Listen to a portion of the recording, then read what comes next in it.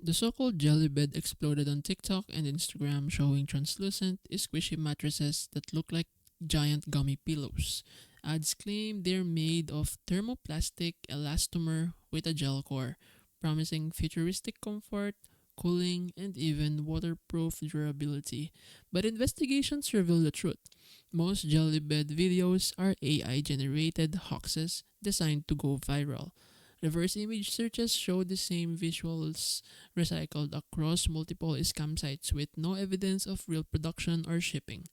Consumer watchdogs confirm that the jelly bed is not a legitimate invention but rather a marketing trick exploiting social media aesthetics.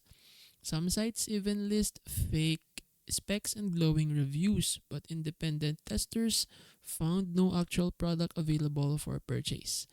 YouTube reviewers emphasize that the jelly bed is more of a visual gimmick than a real mattress with no proven comfort or durability. So jelly bed is a scam, not a sleep innovation. If you see ads promising a futuristic jelly mattress, know that it is AI generated clickbait.